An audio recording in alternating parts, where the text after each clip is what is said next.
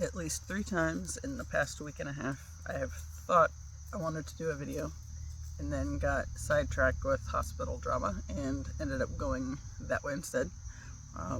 My grandfather's still in the rehab hospital, and wanting to say Wednesday, it's probably 4 weeks since the fall that took him to the hospital.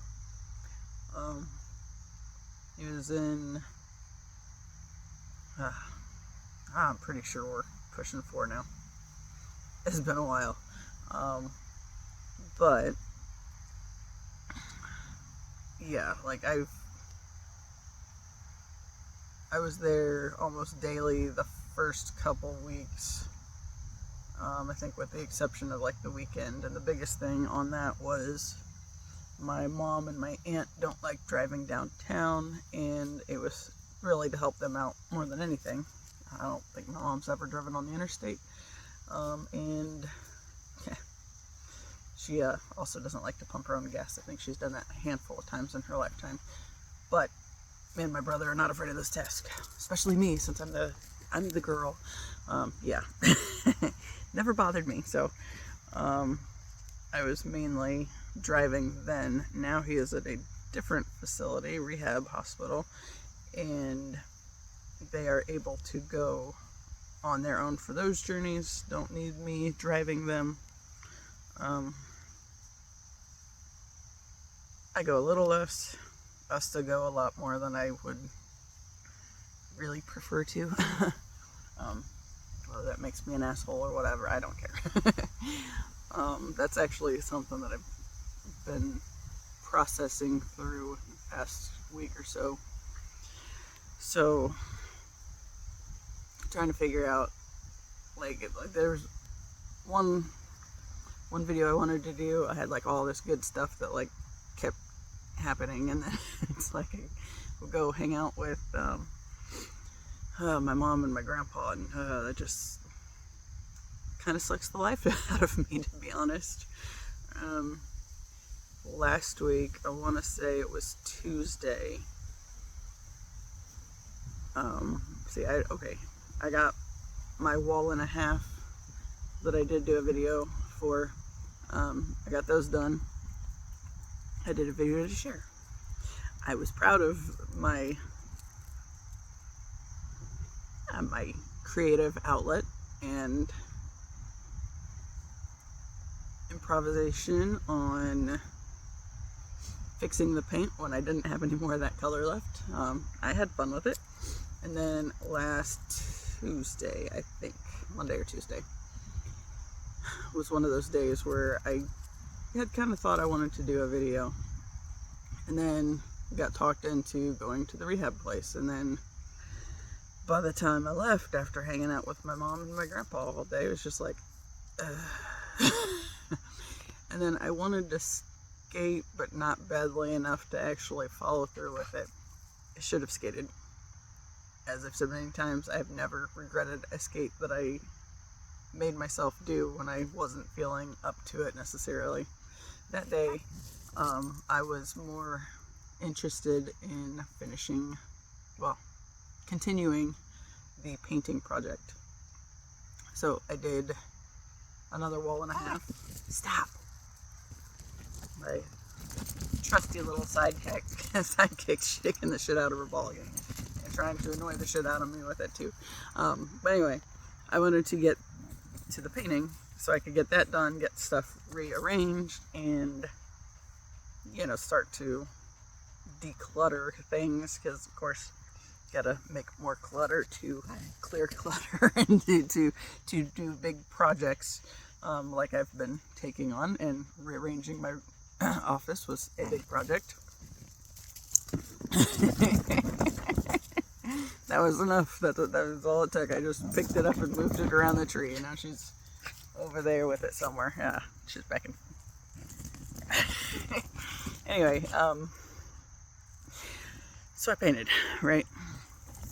And I was kind of feeling like crap. Even though I was enjoying the painting process, I didn't enjoy it as much as I would like to have, and especially with how much that I had enjoyed the first round of painting. No, she brought me another ball. This is life, y'all. Right here. That's all she does. Anyway, appease the beast. So, was kind of feeling like crap when I got in the shower. Also, would have probably helped if I would have like taken a shower and used the salt, which I use a lot of salt anytime I'm around my family. It's like just clear this yucky stuck energy out of my system kind of a thing. Anyway, that day, you know, I got in the shower and I was just kind of thinking like it would be nice to have some kind of friendly connection where on days like this maybe somebody could help remind me of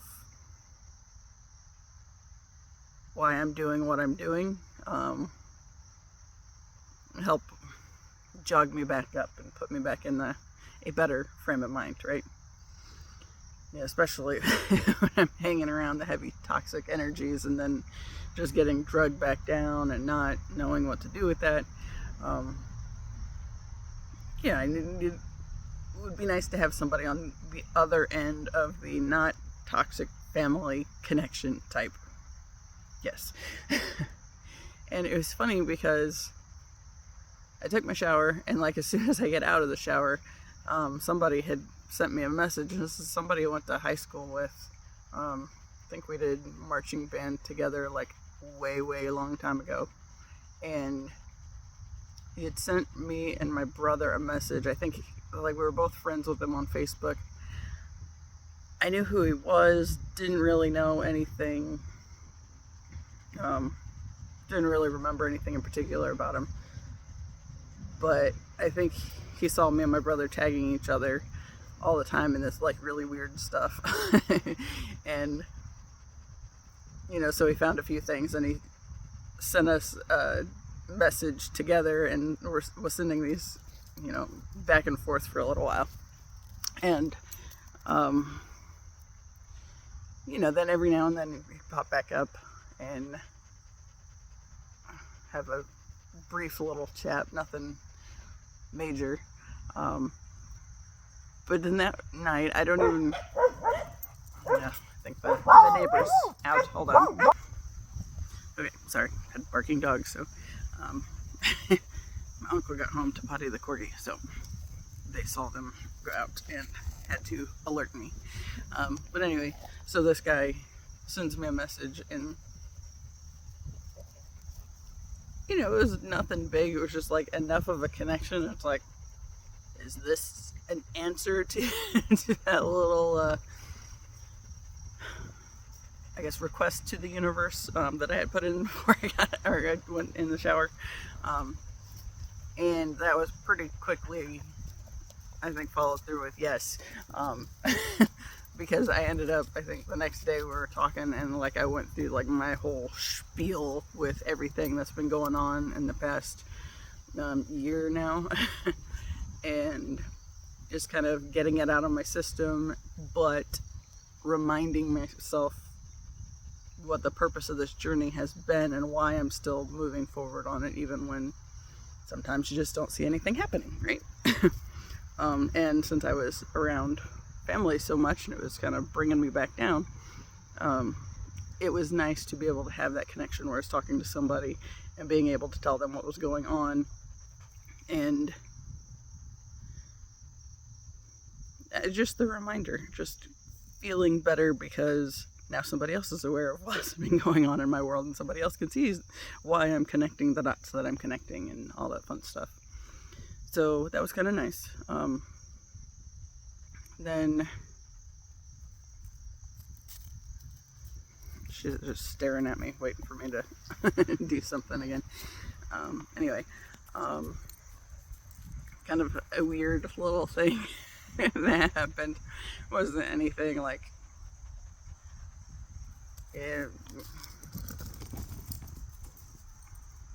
I don't even know what to say about it. Okay, so I think it was Friday. My aunt of course we went over to the rehab place. She got really set on going to this restaurant, Cheddar's down there, and my grandma had never been. My mom had been, didn't really care one way or another. We ended up at Cheddar's. So it was fine. They have good food. I only ever get like 2 things there, but it's all right. I enjoy it. Stop it. The funny thing that happened is, okay, first off, I told my mom when we were going to the table, it's like, let me have the corner. You know, I prefer like when there are corners to go into, I will go in that space with my back to the corner and be happy, and I can kind of see out. But of course that was like the last place my grandma needed to go, and yet that was where she put herself anyway. It's like, yeah, of course. Anyway, funny little random side thing that happened was I got winked at by the waitress. And yeah. I don't know, flattered. It was kind of a whole funny thing, and you know, I made a comment to my brother about it. It's like the waitress winked at me, and Mom, Beth, and Grandma all missed it. Yeah, now if it was the guy, they would have caught on if anything like that had come up. But it was funny. I was flattered, and of course, you know, maybe I have been a tiny little bi-curious at some point in my life, not excessively. I've always been attracted to men, so it was never really like, I don't know, like a really big thing. I think the reason I needed it to come first from a female was because I think I still have the overall jadedness towards men to some degree, whereas I would probably more immediately be like, yeah, right, just go away, dude. And the fact that it wasn't like that, it felt like it was the universe showing me that the work is doing something, and that the energy is changing and people are noticing the energy. Because I know that my energy has shifted enough in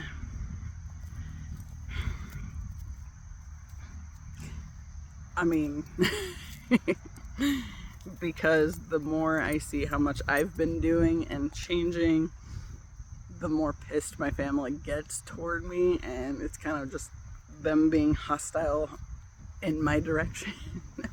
So it's nice to see that other people can maybe appreciate the energy I'm giving off more these days than where I used to be. And like I said, I feel like, okay, I pulled these cards the other day, and the one, it was the Two of Cups that came up, and the card, or like for that deck, what it said something to the effect of, to be seductive, you must be open to being seduced. It's like, okay. And it's like, just the idea of being open to possibilities, you know, because I've chronically had the tendency in my lifetime to be like, you know, like if a guy were to look a certain way or say something, or if I get a phone number or whatever, that kind of shit, you know, like I would automatically have this tendency to be like, yeah, right. Whether that's as a shutting them down or shutting me down. And I think that's the biggest thing, is just, you know, kind of pushing everybody back, because it's like, I'm pretty confident most people cannot handle my energy anyway. And that's especially been true throughout my lifetime. And yeah, it's just a thing I did. And like,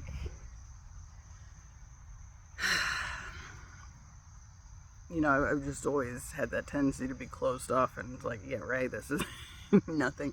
So it was, for me, it was the opportunity to see that, no, that the changes I've been making have been meaning something. And, you know, that's, I guess I didn't really request that specifically from the universe, but at the same time, it was like, it was, hold on, something's happening.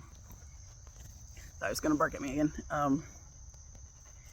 Anyway, it was, you know, just the opportunity for me to recognize that, no, it is so hard to focus on anything with this daggone dog. And first off, look at this whole horrible thing she keeps bringing me. It ain't even a ball no more. That was all it took. She shook the shit out of it. She's happy now. So she got to bring it back over here. But yeah, just like the opportunity for the universe to show me that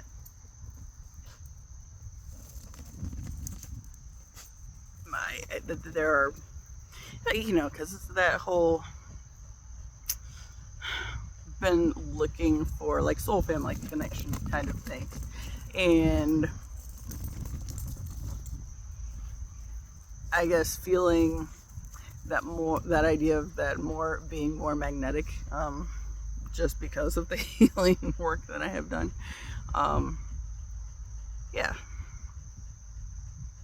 This dog's gonna drive me nuts. But yeah, it was kind of different. Anyway, but it made me kind of, another thing I did was make me kind of think about this stuff, that like just the fact that my energy's changing, and I'd like to feel I'm becoming more magnetic, and then there's some ways like this, it kind of felt like that was what the universe was showing me. But then, you know, offering the possibility to consider what I'm going to do next, because I mentioned many times this whole twin flame journey is a big part of the, I mean, it's literally the entire reason I am where I am now, as far as all the healing that I've been doing in the past year, you know, and going to the heavy places that I haven't wanted to, and didn't even realize maybe that I needed to, until something else came up to trigger it and take me to that place. And it's like, well, I guess we got to work on that now. And I think, you know, just the witnessing it is a big part of that healing process too. Being able to say that this is something that happened, this is how it affected me at the time, versus these are the other layers that it really added in that I didn't notice. And yeah, you know, just kind of give you the opportunity to revisit and have a slightly change of perspective when you're looking through it. Yeah. My brother appreciated it, so hey. Especially the fact where nobody else noticed. It's like, well, of course nobody else noticed. And they too wrapped up in whatever else. You know, the one thing that, you know, it wasn't from that, but at least I'm pretty confident my grandmother did not notice that. However, she did kind of, you know, she was kind of mocking her at one point with, that's a silly name for a waiter. And it's like, shut up. It's just, there's literally no reason for you to say anything like that, so just shut up. And I told her like 3 times, it's like, you don't have to say anything. You don't have to speak at all. Just because you think it doesn't mean it needs to come out of your mouth. It kind of felt, to be honest, like a little bit of karma when Grandma fell on the way to the car. I was like a step and a half in front of her, walking really slow, because that's how I have to walk with my mom and my grandma anyways. Slow to make sure they're not going to do anything stupid. Well, apparently not slow enough to prevent them from doing anything stupid. Namely Grandma. So we were right next to this little grassy area off the curb, right? And she stepped down off the curb and from the front, and was in this little, it's like, what, 1.5 foot section between the car and the curb, the side curb. That was just where we ended up, because it was not a real far walk from the door, and figured it would be okay. That's what I get for thinking. Anyway, as she's walking in this section that is down on the asphalt, she looks up at the fact that I'm still on the curb next to her, and, well, not right next to her, like 1.5 foot in front of her. She says, "Why am I down here?" And then starts to go up on the curb that I'm on, and did not give me a chance to turn around and get ready for the chaos that she's getting ready to hand me my way. And she just starts stepping up on the curb, and did not go well. And before I could get turned around, she's like grabbing onto my arm, and I'm nowhere near ready to try to catch her or keep her from falling. So I ended up getting my arm jerked, and kind of felt it in my back and my side for like the next couple days. She ended up laying down in that that spot she just couldn't stand to stay in, which had all she seriously would have had to do is stay right there, walk past the car door so I could open the car door and get her in. And no, of course we cannot do that. So it was a big hot mess. And then of course, it just kind of, it showed me, I think, kind of a nice representation of that openness thing. And, we had, it's my mom, my aunt, and I, and we're trying to get my grandma up. And, she skinned her knuckles, skinned her one knee, and I don't even remember what all. First off, my mom and my aunt go to get right in there. It's like, I'm the strongest one here. What are you doing? Somebody move out of the way and let me help. So my aunt moves. I get back there, and it's like, oh, this is no fucking way. So that's just me and my mom. And, Grandma's like, well, let me get onto my knees. And, Dad always says if you fall, the first thing you got to do is get flipped over so you're able to help push yourself up. So, good in theory. She was able to kind of come up a little more that way. But the big thing, like the whole being closed off thing, there were several people around that saw, that wanted to help. And my mom and my grandma and my aunt were just like, no, we got this. No, we got this. It's like, and my mom admitted in the car on the way back home, she said, and I kept saying that we had this, but I didn't know that we had this. It's like, then why did you not allow somebody else to fucking help? And that's pretty much how, everything is in this family, is you just be closed off. You're not supposed to let people in on, the embarrassing stuff or whatever else. No, don't allow help. We don't need help. That's terrible, right? To admit that you need help, that's just a catastrophe. It's like, what kind of bullshit is this anyway? The nice thing that happened, there was a waiter from the restaurant My mom said that she thought he had just gotten off, but when I was thinking about it, it's like, that place is ours. There's no way he was just getting off. He was probably just getting there. And, you know, he had his backpack and everything. So he stopped and basically just pushed my mom out of the way, and me and him were able to get her up. But yeah, it's like, he didn't ask or anything. He was just like, move, and jumped in there. It's like, oh, thank God, because I could not have done it by myself. And there are times when working with my mom and my aunt, it kind of feels that way. And I say, no, that's terrible, right? But oh my God. Yes, so I don't know about this light situation.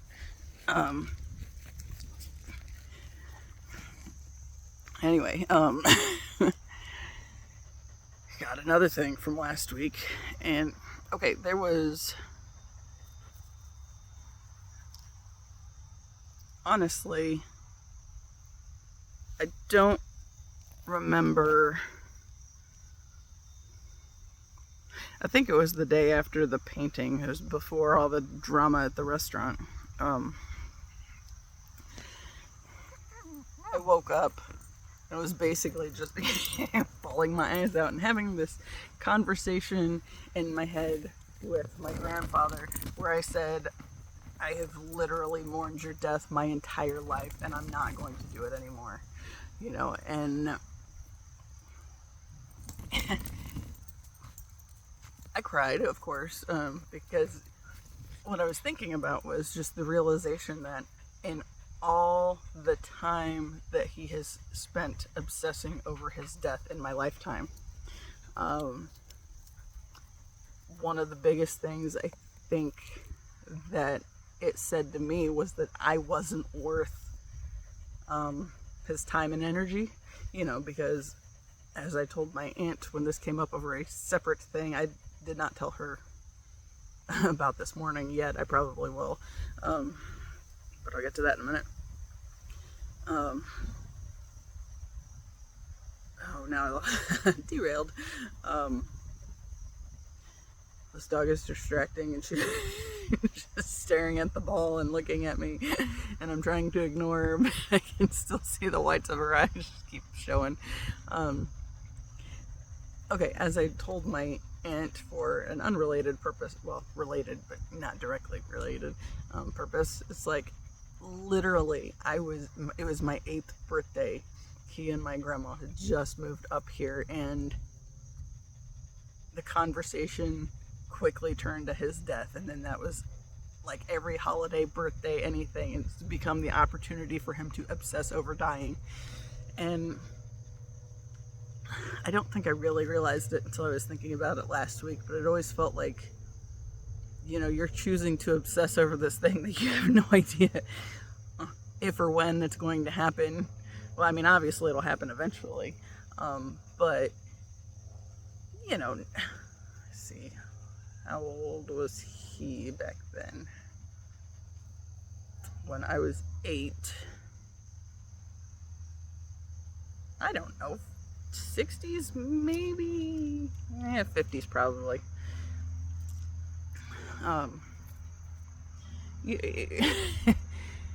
Yes, I am aware that his mother died at like 44, and his father died at 77.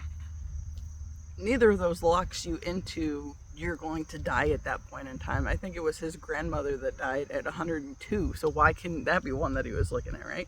And instead it was the ones that died young, and then it was just always this obsession over dying, and nothing else mattered. And I think I felt the weight of feeling not important enough for him to break out of the death obsession. I didn't matter was basically what I took from it. And you know, my brother and I have had these conversations. It's like, I always felt like he was my grandparents' favorite, and it kind of goes back because he had a little more of a relationship with them before they moved away. They ended up moving to Oklahoma when I was 6 weeks old. So I didn't have that connection with them. I did have the connection with my great-grandparents. So it's my, I've told this story before too, but my great-grandpa was my grandpa's dad, my great-grandma being my grandma's mom, and they got married after my grandparents got married, so that was a whole thing that caused a lot of confusion when I was younger. But yeah, like, I loved my great-grandparents, and we spent a lot of time down there with them. But I always felt like with my grandparents, it's like I just didn't matter. It's like my brother, and then I was nothing. You know, and they moved back when, I think, right around the time I turned 8. They actually moved back up here, and then it was all an obsession about his death. And it's like, I didn't mean anything. And, you know, my brother has admitted that he felt like they preferred him over me too. And part of it, I think, was they had something to connect with him on, because they're have always been into sports, and he was into sports. I was into music, so I'm the weird one. On that whole end anyway. But that was a big thing. But anyway, the other day, no! Psycho! The other day, like, I woke up and I just was making these connections, and it's like, I'm done mourning you. It's like, it just literally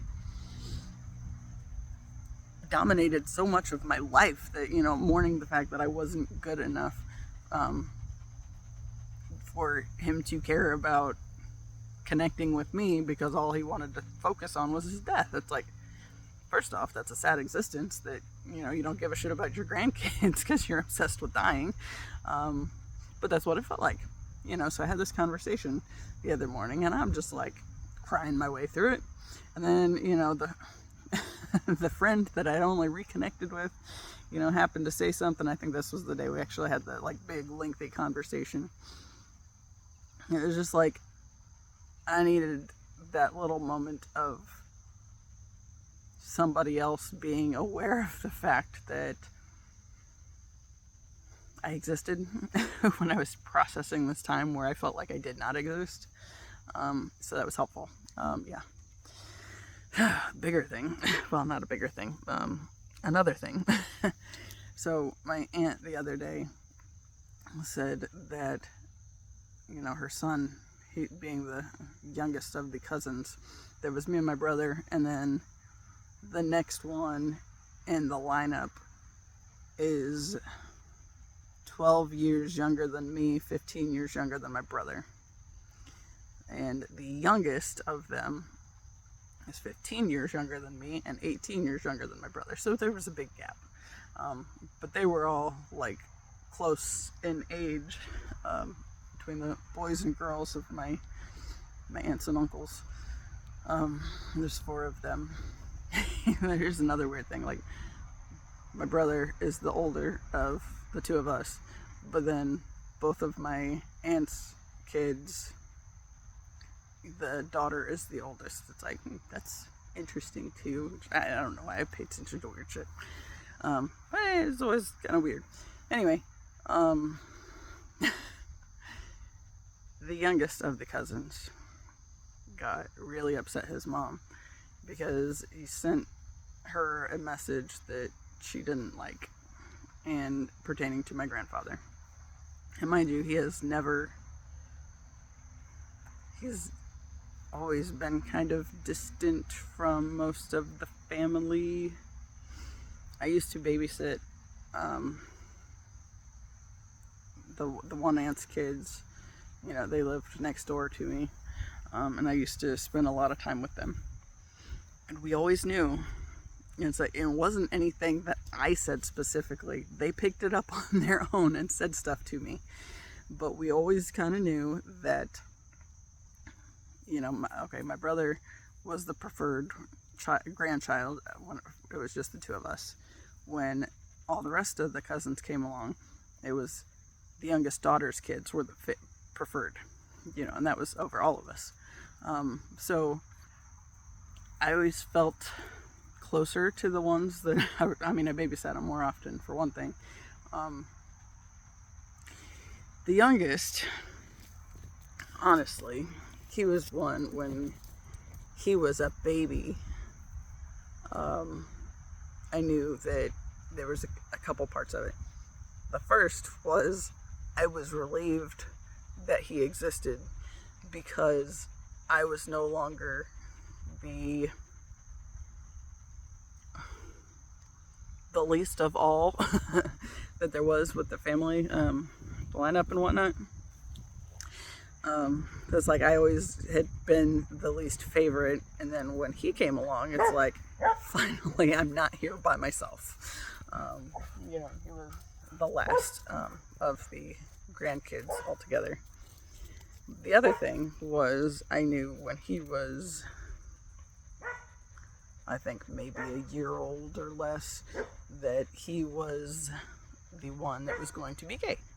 Now, whether those two go hand in hand, I don't know. But I think we all kind of knew that about him, and I think we all kind of, well, I don't know. We all knew that about him, because when it finally came up when he was in high school, and it was like, finally. Some received it better than others. He said he was always impressed that my grandparents took it as good as they did, because the biggest thing they said then, that's my dad's home, hold on. Okay, Dad's home with the trailer, so I had to bring the dogs in so he could get back in there and put the trailer back. But anyway, always knew that about my cousin. And it was just, I don't know, I don't feel like it made a huge difference. Okay, sorry. Dogs heard him get in there and in the backyard and whatnots. Anyway, I don't feel like it maybe had a whole lot of impact, I guess, on how he was. I don't know. Before it came up and he came out, if you will, it's like everybody kind of knew it about him, but I don't feel like it was necessarily something that dominated everybody's thoughts before it became the thing. It was just something that was there. But I feel like he was, I knew that he was right there with me with the black sheep thing, being the rejects of the family, if you will. So, I don't know. But, yeah. Anyway, he doesn't have a whole lot to do with the family anymore. And to be honest, most of the family, most of the grandkids, it's like they kind of try to get more distance than I've been successful at, though I did move to Alabama for a while and then have to move back. My brother lives in town now, but he was in Oklahoma for a little while, and Texas and Arizona. Of course, he was in the Air Force also. But then I have one cousin that's up in Chicago, and then another that is only 45 minutes away from the family, but she uses that as an excuse frequently to not come back down for anything. Yeah. So, okay, the youngest, I was talking to his mom, and she was all upset about something he had said. So she shows me this, picture of, and basically she took a screenshot of what he sent on Snapchat because it really upset her. And I mean, he was maybe a little harsh in his delivery of what he was saying, but because he said, I keep getting these messages that over the past 6 years that the man's dying, and yet here we are 6 years later, he's not dead yet, and basically that he's not going to drop everything when he's trying to work and have a life. Hold on. Anyway, so, what was it? Just really confused. I thought my dad was like coming home and he just like put the trailer back and then left again. Anyway, so he basically said he's not dropping everything to come back because my grandpa's on his deathbed, when the last several times he's heard that, it hasn't been true. And it's like, when I read it, it's like I get what he's saying completely. I told her, it's like, you know, I can see where he's coming from, absolutely, because ever since I was freaking 8, it's been all about his death, and like nothing else has mattered. That was just it. So I get it. You know, but then of course that puts me, okay, my aunt, I think she can respect that information coming from me, because I wasn't as harsh as her. She probably perceived her son to be on it. But I get where he's coming from, because I get the whole thing. I do. And, you know, I didn't tell her that it was just like a couple days before that I was basically disconnecting for my own energy and telling him I was done mourning him, when he's never done anything with that, like the whole energy of, you know, the obsession of his death and all that stuff.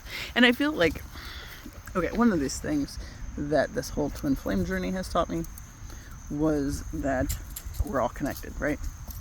So on the favorable end of things, like with this twin flame journey, I've talked about my dream. I think that I'll talk about it again, because I don't know what video that was in to refer back, and I'm not going to expect everybody to listen to every video I've done just to get to that story or whatever, because I mean, shit, by the time you try to do that, you forget what you're going for anyway. I know this. So in 2020, I had this dream, and I was so angry at my ex at the time. Like when I had it, like there was this couch. Okay, there's this building that had, like, everything had this kind of orangey hue to it, and I ended up sitting on this couch next to my ex, and, you know, like, I was pissed at him for something. I think in the dream it had something to do with why 2 of my dogs were not there in the dream also, but the other one was. So Ziva was the one that was with me, and she was sitting on my lap, and she was snarling at him, and, you know, I was just overrun with this anger toward him. And, you know, okay, so the twin flame, at this time I did not know who he was to me, but I knew who he was basically out there in the world. So him and these 4 other guys, but 3 of them were present right there. They were sitting on these stools behind the couch, and they were looking kind of in front of where I was with my ex, and it was like there was like flashing colors like a TV screen or something, and they were kind of staring in that direction, talking amongst themselves. And I remember just being really confused and why they were there. You know, and then there was another part of the dream where I ended up encountering the 5th of them, and, you know, establishing another connection that way, because like that one could actually see me, and like we stopped, and it seemed like we had a conversation, but I was unable to receive the conversation at that point in time. So yeah, but it was just like, okay, this is the weird part of the dream. So then I had, let's see, back in last fall, I went through and cleared out my phone, and I used to send myself text messages with like all these weird dreams and stuff. I had just details I wanted to remember. I was going to write them down, never did, but that one came back to me and kind of stuck with me. And there had been like a series of like 7 dreams that my twin flame and or these other, well, and sometimes not and or I think sometimes these other guys would show up in, and it was just kind of a thing. It's like, what? I like their music, but why do they keep showing up? So that was kind of just something weird. After the fall, when I turned my whole love life and career lives over to the universe to direct, and was given this person as twin flame, then I actually went through and I started deleting the dreams. It's like, if he were to like see these right now, he'd just think I was fucking psycho. It's like, because there were so many, so I just started deleting like everything in that the conversation thread to myself that I've been saving these dreams in for like 5 years. Not all of them were about, like I said, it was that time frame. There were like 7 of them, and then that was it for a while. But where was I going with that?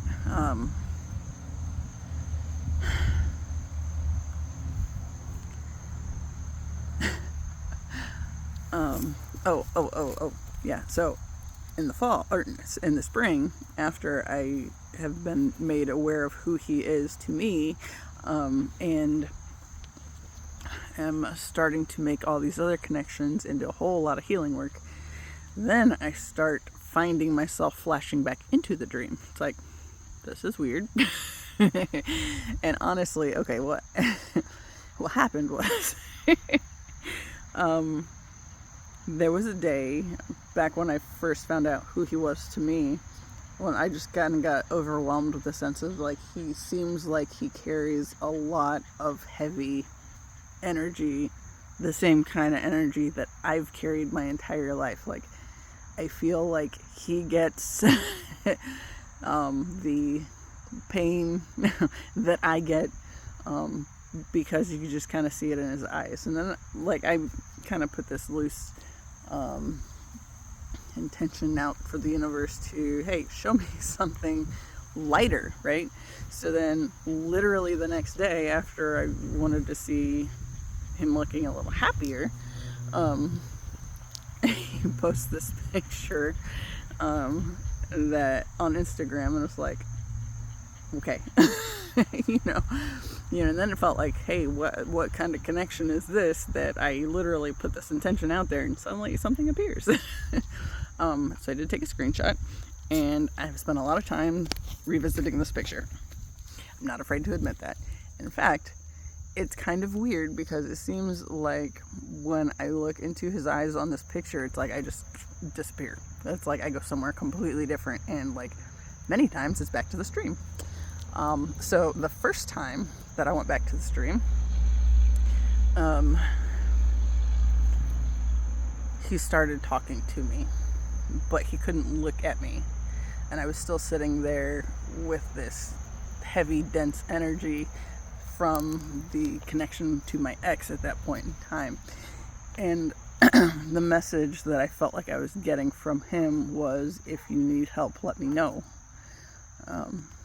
And I responded with, I feel like I need to do this on my own. So, at that, it really, I think, made it clear that, this anger that I had toward my ex at that time was basically like a freaking leech on my energy, and it was just draining me of my life force, if you will. Being able to do anything. It was just bleh. So yeah, the next time, well, not the next time, yeah, the next time I actually went back into the conversation with the guy from the other scene, where it was like I had moved from this one particular particular location kind of to get some space from my ex, and then had a conversation with this other guy. And it's like he could, okay. In the dream, he had like blue-green eyes, but that's not, like, he definitely seems to have brown eyes in real life, but in, like, this part of the dream, like, I don't know what that means particularly, but I just remember thinking that didn't seem exactly right, and I think it was just because I needed the connection for the communication to help me with navigating some of the some of the learning lessons of this. What I told this guy that I talked to is he was basically apologizing to me because he had also fallen in love with the students. Like, you know, I heard myself say to him that I knew it was because of the safety and his energy, and people feel safe around him. And then it's like that, it really started becoming more clear for me. I think that was kind of this thing that I was missing in my lifetime, was that sense of safety. Like, I remember in 2020, around the time I had this dream to begin with, I remember laying in bed one night and feeling very unsafe in my body, and I was just like, I don't feel like I can do anything on my own, right? You know, there's just a whole lot of stress and everything not feeling a good energy. So that was kind of the key, I think, was for talking to this person, was just that realization of the safety of the twin flames energy. And then, okay, mind you, one of the big parts of this whole twin flame journey is unifying the two energies together, which happens obviously at an energetic level long before it can happen at a physical level. So while at the physical level it's still not happened, still haven't met in person, you know, we've connected once when I commented on a live stream he was getting ready to close out of, and he happened to respond, and it's like, what just happened? You know, it's like it felt some kind of way. And at the time, the big thing that stood out to me was just the fact that he saw me or he saw my comment. So obviously it's just my little picture at that point, but it was still kind of one of those weird sort of feeling things, and that was, I think, was a big trigger for getting this whole thing started. Because what did happen after that was,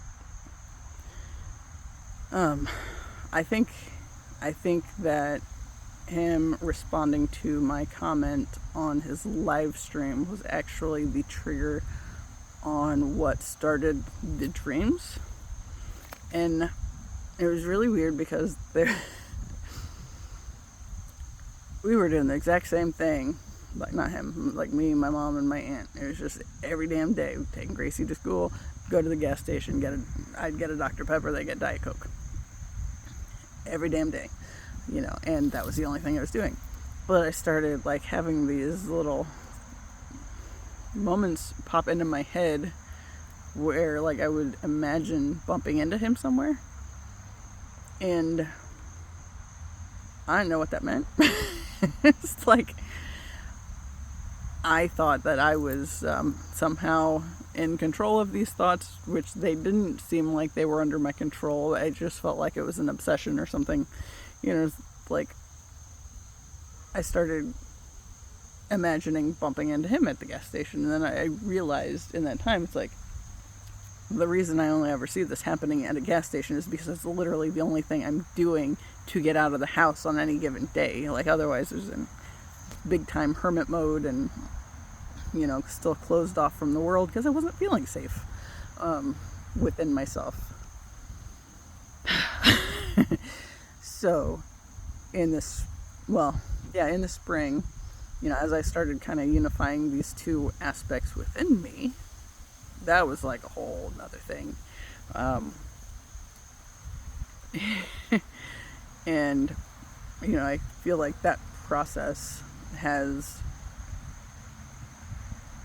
been helpful for teaching me a lot of things and showing me like the blocks to this connection, like from being able to actually happen in the physical world. But like as these two things have started to, like I've worked on the unifying the energies within me. Okay, one of the dreams, or when I came back to it, was, my ex was still vaguely there, but not like he had been. No. And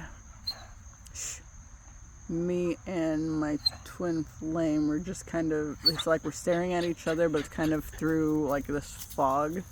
And we're not, it's like I can see him a little more than I feel like he can see me, but at the same time, it's very dreamy and like we're talking to each other. And it's just like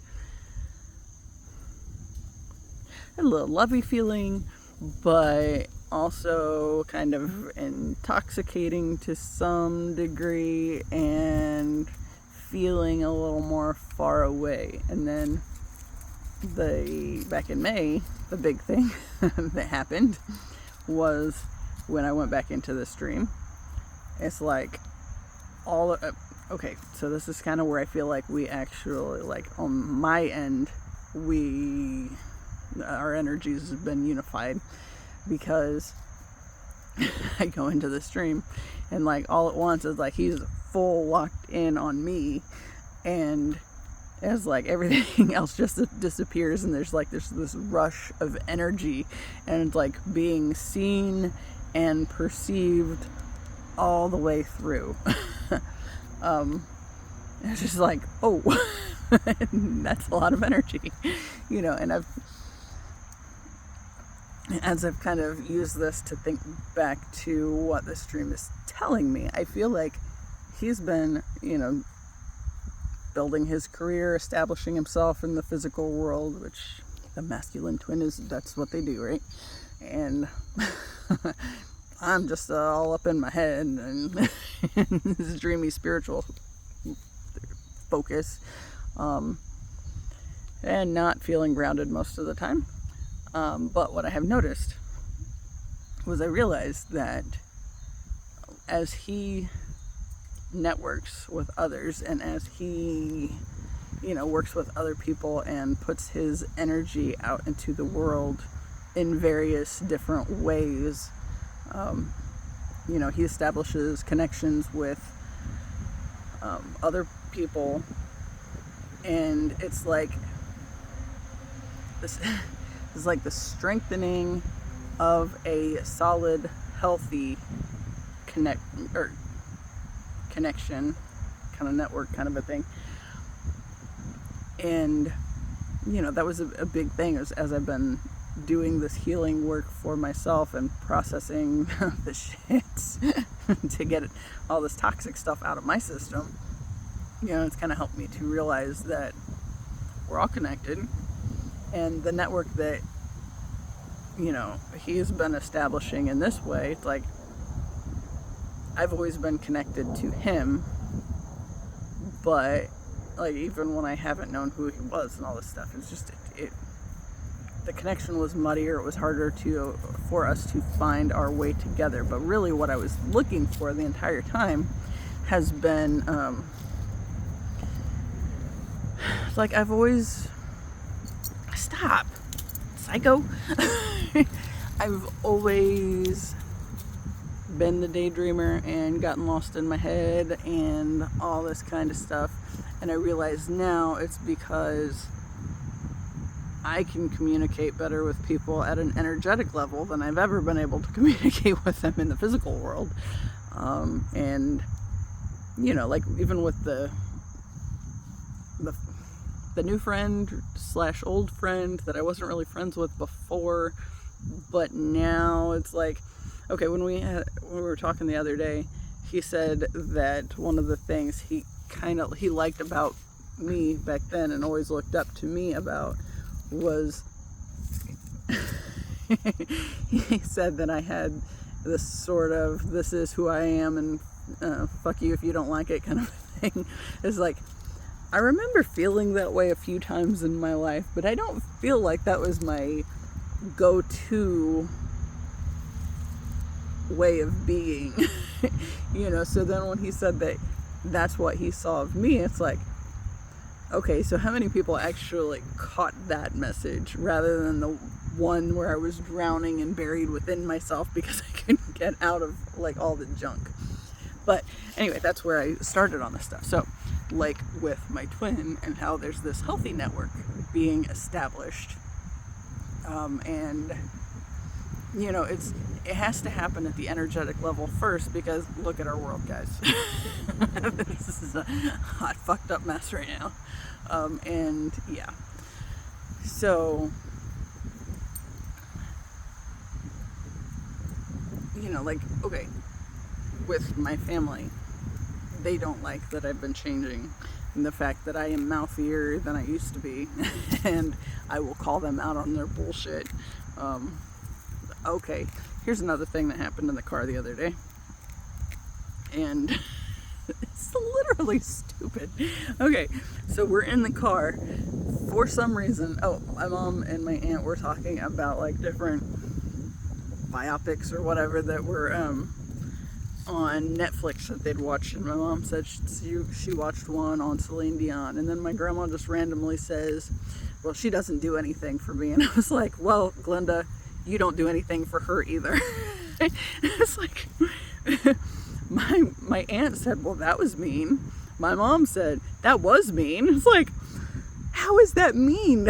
What has she ever done for Celine Dion? Come on, y'all. It's like literally nothing. The only thing she's done, I mean, obviously, first off, Celine's probably not even aware that she exists, but even if she were, it's not like my grandma's putting anything favorable out there to want to have received. So seriously, what does she ever do? Come on. But I mean, because I said it. Anyway, yeah, so I'm getting mouthier, and even if it's like stuff like that, this is so blatantly obvious, and they just don't like how it's said. Sorry, you shouldn't have said it. That's the point. The point is, you're putting it out here because you somehow think you're better than she is, or what?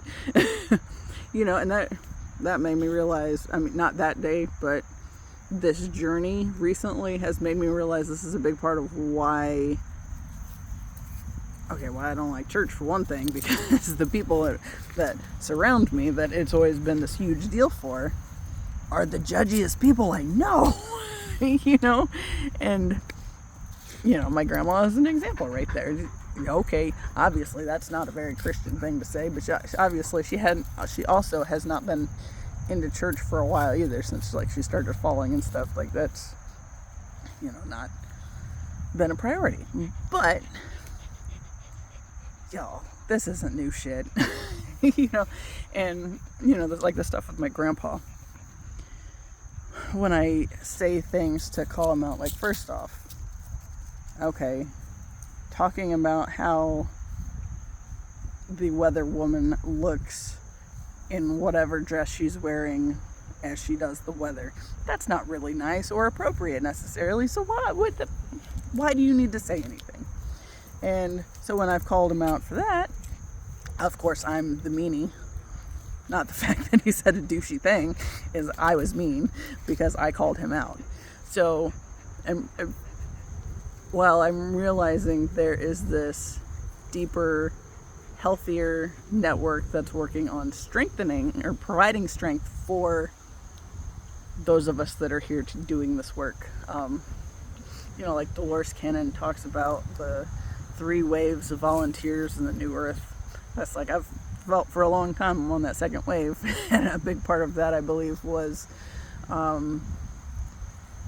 witnessing the toxic behaviors to purge those from the system.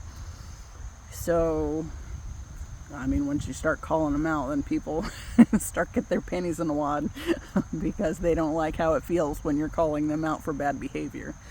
You know, the deal with my grandpa, when we've had a conversation in the past couple of years, my mom and I, and she's like, well, he's 85 now. He's not going to change now. It's like, yeah, but what would have happened if you would have been like calling this shit out like 30 years ago when he had the opportunity to change? Then maybe he would have had to change. But no, we just wanted to accept it and allow the younger generation to be treated like shit, and to feel like they're nothing, because he's a certain way and he should just be allowed to be that way. Like I said, I'm done mourning it. I'm done. I went in there on, God, was it yesterday? It might have been yesterday. I don't remember my days. My days run together anymore. I think I did go yesterday. Yeah, so we get there. And it's my mom, my aunt, and I. My grandma didn't go. And of course, my grandpa was pissed because my grandma didn't go. But quite frankly, I get lots of reasons why she would not want to go. I mean, on top of the fact that she's like 82 and tired from the bullshit anyway, but also having to fucking go to the hospital every damn day is a lot. Spoken from experience, and I'm 41, you know, but still the drive and all that stuff, it's just tiring. So anyway, yesterday. Okay. So my grandpa starts in on something. How is it he said it? Why did this have to happen to me? And my mom says, I don't know, Dad, it was just an accident. And I get up and I walk out of the room, because if I start talking, nobody's gonna like what I have to say. Again, I know, because this is the story of my life here lately. I exist to piss people off. So they're having this sweet little moment, right? And I walk down the hall and go to the bathroom, and then I go into like this conference room that's right next to his room. And as I was on my way to the bathroom, it's like, maybe because you manifested it after obsessing with your fucking death for your entire life. Maybe because this wasn't good enough, so you had to line up. Let's talk about the financial issue, because he and my mom have spent so much time in the past few months just obsessing with, well, that's expensive. It's like, okay, poverty consciousness in my family is very, very strong. Some more so than others, but especially with my mom and my grandpa. With my aunts are able to see that if you put the energetic currency into the universe, it will be met somehow. If you're paying into the universe will give you back far more than you could imagine. But my grandparents, but mainly my grandpa and my mom, it's just been very much, we shouldn't be pissing this money away all the time, blah blah blah blah blah. It's like, it's expensive, we shouldn't be doing this, money. So it's like an obsession. It also you wanna talk to me over here? Come here. No, I don't want you yelling in my ear. Put that in your mouth. Anyway, that was the big thing when this whole hospital ordeal came up. It's like, first off, because he is obsessed that everything is going to kill him. And when the one thing didn't kill him, it was going to be the next thing. Now it's the next thing, and then it's the next thing. Now he's saying, I'd have to get better to die, and this kind of bullshit. The other thing is, because that whole money issue, you know what? So his 15 days in the hospital downtown, I think one vehicle going there daily, I think my aunt said she figured up was like $75 just in parking fees. No, they did have monthly passes where we could have done that, but first off, we had multiple vehicles going,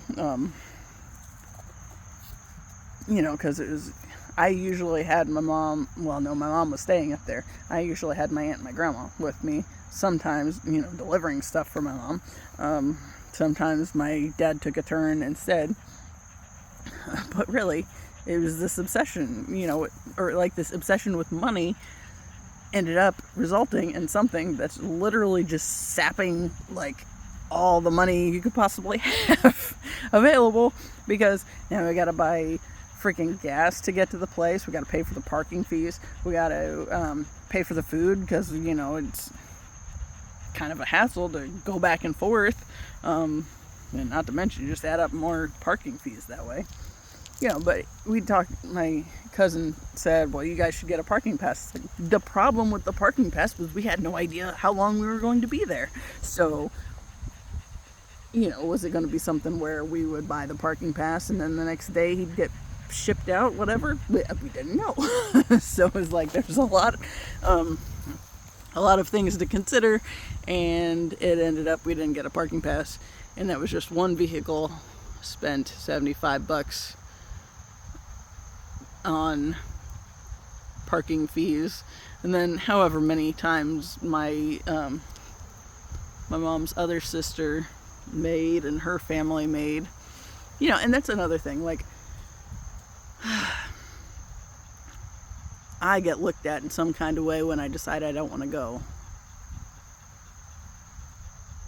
but at the same time, okay, the first week in the hospital, if that's all we looked at, but still added up all the times my cousins went there, I was still there more often than in 1 week than all the rest of my cousins made it up there, or like even my brother and his family even, combined. Of all the cousins, I was there far more in the first week than anybody else has been, period. Let alone combined. Because there hasn't been a lot of the cousins going that way too. So yeah, that's a whole thing. Anyway, it looks like my mom and her sister are just dropping my grandma back off. So I guess I should wrap this up and go figure out what's going on that end. And I have packages coming today. Hopefully they get here after she gets here, so I don't have to worry about her looking at my packages and being like, you're spending the money again, and yeah. Yes, I am. Oh, that was the thing. So the other day I felt this really strong urge to go look at clearance plants at Lowe's, so I did, and I got like 12 of them, which was kind of a lot. But oh my god, I love my space so much more with these things in it. It's like I didn't realize how much I needed plants in my life, but I really need more plants in my life. So now I'm on that obsession again. At one point, when I was living with my ex a few towns over before we went to Alabama, we had like this laundry room. It was really big, and it was on the back of the house, and it was basically a sunroom kind of a thing. But it had like no space for like walking or whatever. It was just the laundry stuff, and you could go between them, and there was a cat litter box in the back corner. But I had like 50 plants in there, and then like a bunch more in the kitchen and the dining room. It's like, this is awesome. And then I moved back home and they all died. But now I'm getting started on it again, so that's the whole thing. Anyway, as always, I appreciate you. Until the next time, see you later.